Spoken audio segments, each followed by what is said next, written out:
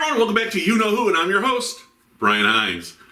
And it's time to get fab as we head back to the 60s, lads. This is The Devil's Chord.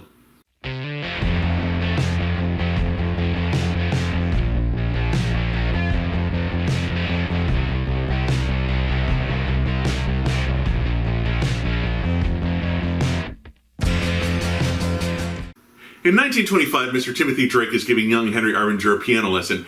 He plays something called The Devil's Chord, and there's a knocking from inside the piano, and out comes...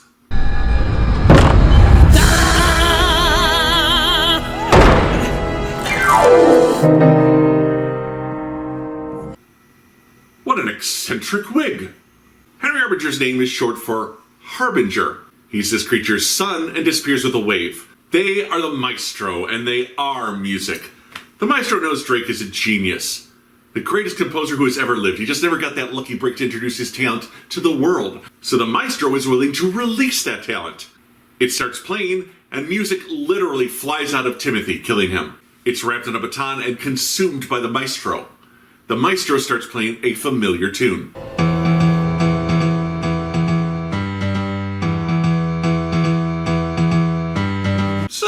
Ruby's been thinking, let's go see the Beatles record their first album. The doctor loves it. Everyone always wants to see a great disaster or some alien planet.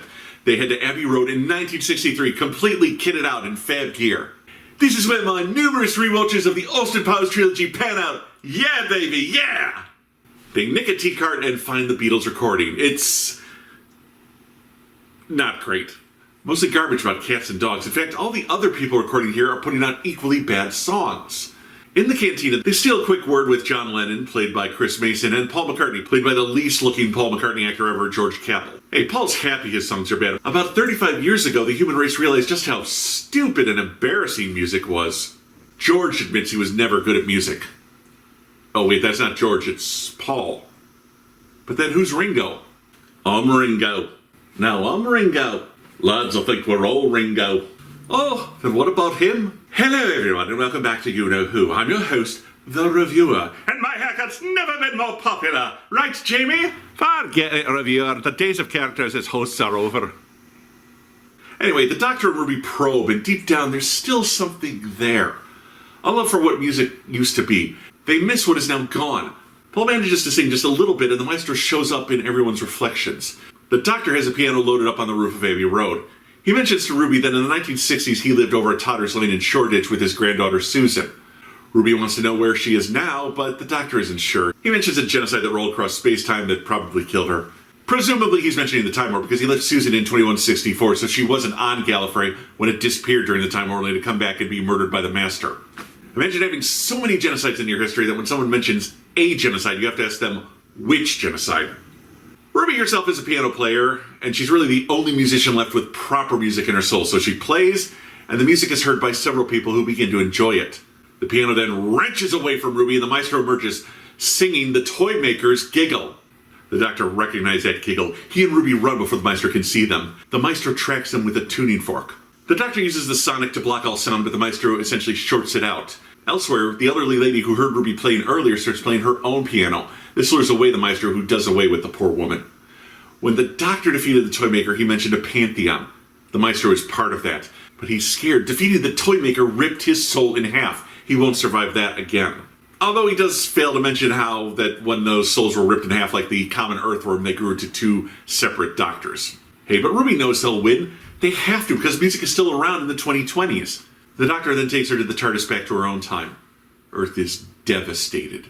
Her family gone. Without music, the human race will turn on itself even more than usual. Ruby is only alive because of her connection to the Doctor. And the Maestro's there, waiting for them. They know it was the Doctor and Ruby in the 1960s playing that music. Maestro is the toy maker's child, and hey, no hard feelings, they never got along with Daddy. The Maestro got rid of music to reduce this planet to Aeolian tones. Music that does not need people. The Maestro wants all music for themselves, even at the cost of everyone else's existence.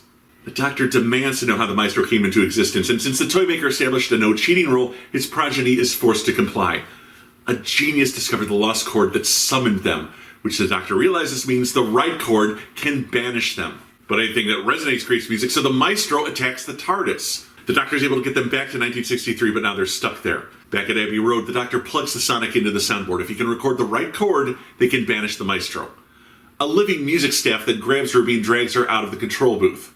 The Doctor pursues, but the maestro shorts out the sonic. The same trick won't work twice on them. As the Doctor said earlier, Ruby is the only human in this era with original music still in her, and that makes the maestro unhappy. They hypnotize Ruby and command her to sing, but then they're taken aback. There's a hidden song in Ruby's soul, and they hear Christmas caroling. From the night she was left at the church, snow begins to fall. Maestro lets slip that the power of this song means the oldest one was there at Ruby's birth. The Doctor unveils the Mrs. Mill piano, the very piano that the Beatles will play on some of their greatest hits. Surely it's powerful enough to destroy the maestro, so the maestro grabs a fiddle and bow. Music battle. Did you just say battle? No, they said music rattle. I could have sworn they said battle. Well, I have a cold. Oh, so you hear R's as B's? Yes, I understand. Notes are literally flying as Ruby joins the Doctor on the piano. The maestro's fiddle shatters, and they dare the Doctor to find the lost chord. The Doctor may not be a genius, but he's got experience, and he plays notes that seem to suck the life out of the maestro. Crystalline notes appearing above the piano as he plays. However, the last note doesn't land, and the maestro sends the piano out of the room. He seals Ruby in a string bass and the Doctor in a giant drum. Meanwhile, that lovable scamp John Lennon finds the piano with the notes above it and begins to play. He's joined by Paul, and they finish the chord together. The piano returns to the studio, a musical staff sucking up the maestro, who lets him know that the one who waits is coming. Ooh, ominous. Music has returned to the 1960s. The Doctor and Ruby rock out through Abbey Road, missing a young Henry Arvinger who hides from view. But let's not worry about that today, as the Doctor and Ruby dance their way to the TARDIS and another adventure. Well, I really liked this episode. I'm not really that familiar with Jinx Monsoon, who played the maestro. Apparently they're more famous for being part of the cast of RuPaul's Drag Race. Still, she ate the scenery alive, and that was perfect for the maestro. Whereas Neil Patrick Harris tried to do the same as the toy maker. Here, the over-the-top nature, the constant yelling, and yes, even the overacting work to define the maestro as someone who's a spoiled brat. A character who has no control over their emotions, constantly giving in 100% to whatever emotion crosses their mind. Contrast that to the usual British sense of politeness and somewhat stuffy, controlled emotions, and Jinx was a wonderful contrast to those times and the people around her. Now, the story itself is a solid premise. The Doctor and Ruby want to go see the Beatles record album #1. Hey, I like it! Why don't more time travelers use their abilities to hang out with celebrities? This and the Abbey Road setting opened the door for the theme of music and how deeply important it is as an art form and a way of expressing human emotion. It's just too bad that that setting made absolutely no sense. The maestro steals all music in the mid-20s, so why is music still around in the 60s? Why are people still learning how to play instruments if they hate it so much? Why is there apparently a market for bad nursery rhymes on vinyl? Why is Abbey Road still open for business? It's obvious no one cares about music anymore, so it doesn't make sense as to why it still makes a profit. If they had set that opening scene in the early 1960s, then it might still make sense as to why these things were still in operation due to contractual obligations and such. Not a huge deal, but it's a pretty obvious story flaw. Now with the toy maker and the maestro, I can see this type of story being the key to Ncuti's time as the Doctor. Him taking on godlike anthropomorphic villains representing concepts. Not unlike the Endless of DC's The Sandman. One week toys, the next music. Maybe next he'll take on someone representing writing, or the living criticism of writing. We could call him the reviewer. No, that sucks. The unmitigated gall. Oh, crumbs. Also, the homages to past Doctor Who continues. Ruby being taken to see her own destroyed present, answering the question of how can we take a problem set in the past seriously. Also, the homages to past Doctor Who's continue. Ruby being taken to see her destroyed future. Answering that question of how can we take a problem in the past seriously when we know it all works out in the present is a direct pull from the fourth Doctor story, The Pyramids of Mars. When Sarah Jane Smith suggests that they run from a superior foe because of course he's bluffing, he can't destroy the Earth in the past when it still exists in the present. So the Doctor abandons the fight to take her to her present only to see a destroyed Earth. If they abandon the fight in the past, then the present and the future will rewrite themselves to this new dystopian tomorrow. Are these homages just a coincidence, or is this a genuine effort to include them by Russell T Davies and crew? I'm not sure yet, but I'm enjoying them. This was a fun episode with a novel concept and a great new over-the-top villain. Again, not a whole lot of sci-fi, as this series seems to be veering more into a fantasy, albeit a fantasy theme explained in sci-fi terms. But this episode gives me hope that this season of Doctor Who is going to be a lot of fun.